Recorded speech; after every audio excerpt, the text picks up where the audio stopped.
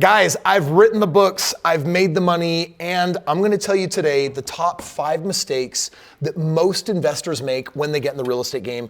You need to understand these because if you make any of these mistakes, you literally might want out and become a don't wanter, and then you're never gonna play the game again. When the reality is, if you do it right, you're gonna make millions of dollars. So watch today's video, let me show you how to avoid these top 5 no-nos. One shot, now the future is yours. Go! Andrew Carnegie was the first person that said 90% of all millionaires make their money in real estate. And I'm gonna tell you, it's true. And yet, for everyone that becomes a multimillionaire in real estate, guess what we got?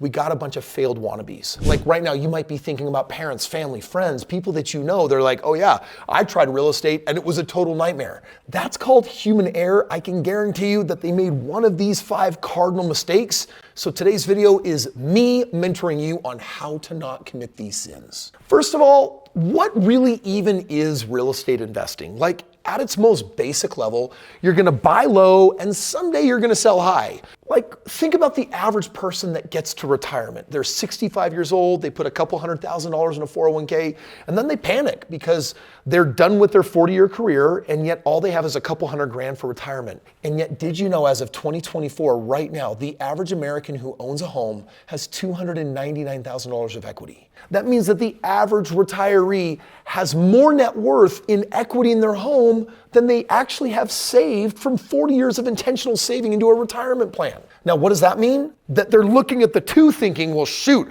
I'm gonna spend my $200,000 for retirement real fast, but I got $300,000 in equity. If I had just bought like 2 or 3 more homes, I'd be a millionaire in real estate. And if I'd bought 10, I'd be a multi-millionaire. So yeah, real estate can definitely make you money as long as you do it right, because the reality is the home will appreciate with time. The renters that are living in it they're going to pay down the mortgage. There'll be leftover money if you do it right. There'll be positive cash flow. The government is going to make that all tax-free to you. So real estate does create these multimillionaires. The question is, do you know really how to do it the right way so that you don't make one of these mistakes and then basically just blow the whole thing up and say, I never figured it out? The first mistake is failing to make a plan and then failing to stick with it. So it's kind of a twofer. It's 2 major problems in one. First of all, you've got a lot of accidental investors who are like, oh yeah, like I've heard that you can make millions in real estate, so let's just buy a house. And they're like, I saw a house for sale, so I bought it. And I'm like, no, it doesn't work that way. Like you don't just buy any house. Not every house is gonna work for your plan. Why? Well, because if you buy a house at top dollar in the wrong market and then rent it out and you're like, oh, like my renters don't give me enough money to cover all my expenses, I guess this was a really bad decision. So that person doesn't really have a plan. You gotta have a plan on, here's my box. If I buy real estate at this price and if I get this kind of rent, there's going to be leftover money every month called positive cash flow, and then the whole project becomes self-sustaining, and then I can hold on to the home over a period of time, and then the tenants are gonna pay it off for me, and wow, that makes sense. I should buy 10 more of those.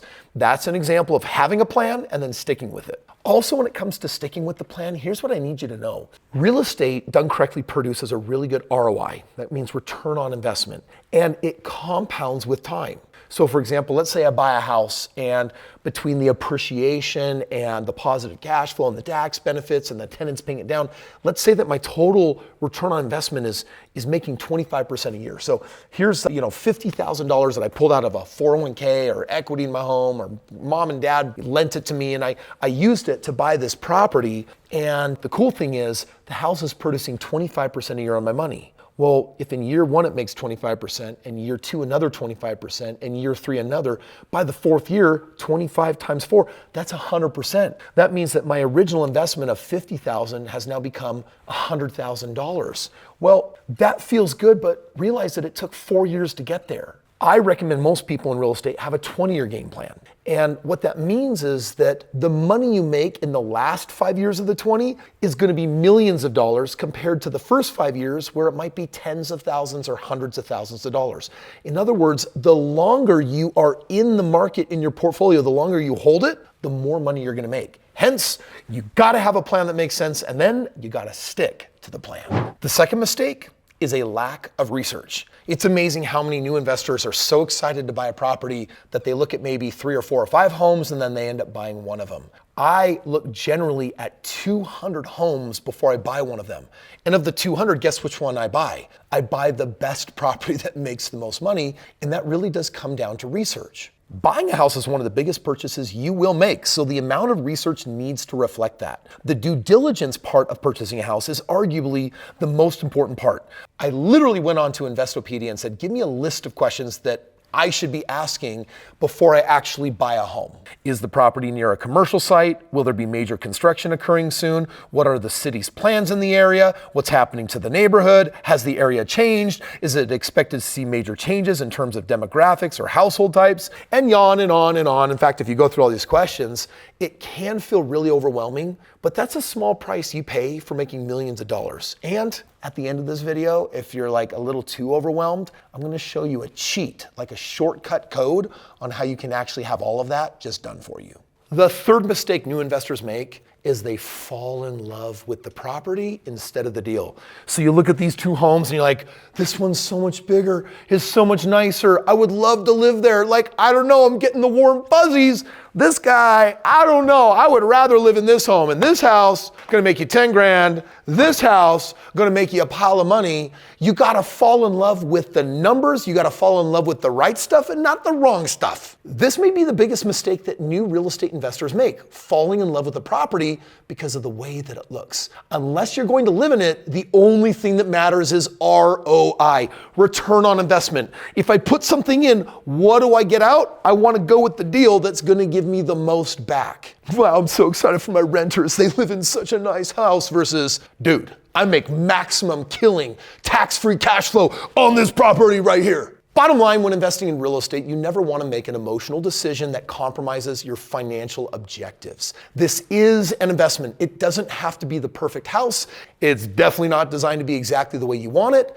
Buying an investment property for the right price, now that's crucial. Making sure there's a positive cash flow, that's crucial. Making sure you harvest the tax benefits, that's crucial. Putting someone in the home to pay it off for you, that's crucial. Those are the things that you fall in love with. And listen, if you buy right, you can make mistakes down the road and still come out ahead. But if you don't, then you're gonna be playing catch up the entire time without any real success. The fourth mistake that new investors make, they underestimate the expenses. They think, wait a second, if I buy this house, there's just gonna be a mortgage, right? And then I rent it out and then I collect the rents and then I use it to pay the mortgage and then we're good. Now, the problem is if you underestimate, then all of a sudden, when you get hit up with other bills you weren't expecting, guess what? What you thought was a good deal just became a bad deal. Owning a house comes with a lot of added expenses that aren't just mortgage, taxes, and utilities. For every investment property you own, you got to think about the yard work and basically keeping up with appliances or the other things that are going to dilapidate and fall apart with time. For example, you've got these investors that kind of brag about going into markets where they get these really inexpensive houses and they're like pumped. They're like, dude, that was like a $50,000 house or like a $130,000 house. And what they don't know is that a year later, they're gonna hate that property because that property was located in an area that attracted a low-income renter.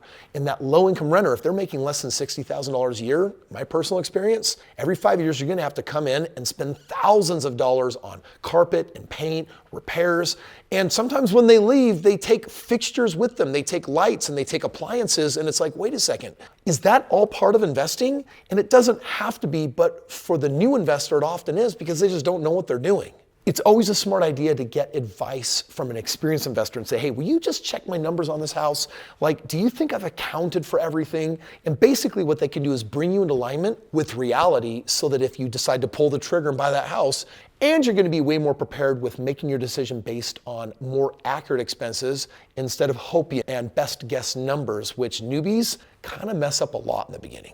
The fifth and final mistake, perhaps the most egregious, is that when you're new at something in the beginning, what makes you think that just because you've read a couple of books or watched some YouTube videos, that you're really ready to tackle such a major undertaking all on your own? Mistake number 5, doing it all by yourself. And I call this lone wolf syndrome. And it's this idea of we're just bred this way. It's kind of even in our Western thinking that it's like, I got to do it all by myself. Many real estate investors fall in the trap of feeling like they know enough to not mess something up, and they actually feel good about just going out there and trying to get it done. Others, by trying to do it on their own, actually just get paralyzed with fear so they actually don't take action. And then if a problem arises on your property, you don't always know exactly what to do because you don't have all of the emotional competency of experience like I have, for example, on having done 6,500 different deals. So here's the best advice that I can give you for this video. Don't go into the dark alone. Have someone with you, someone with experience, and not someone that's done like 5 or 10 deals like a neighbor. You want to go with someone that has done hundreds or thousands of deals.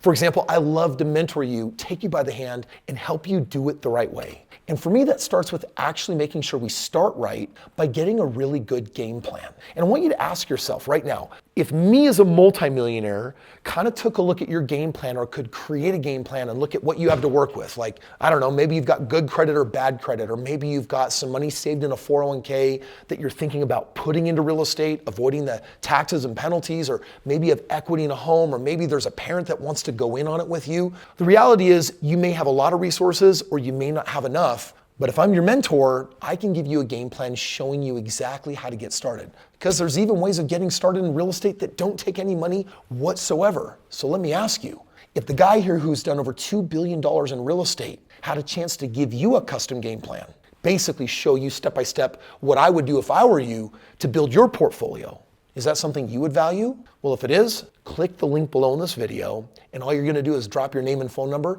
I'm gonna have a qualified member of my team reach out to you, act on my behalf, and give you a custom Kris Krohn game plan. Literally show you the fastest path to becoming a millionaire and then a multimillionaire the way that I would do it. And if you value that, it's a free gift today from me to you.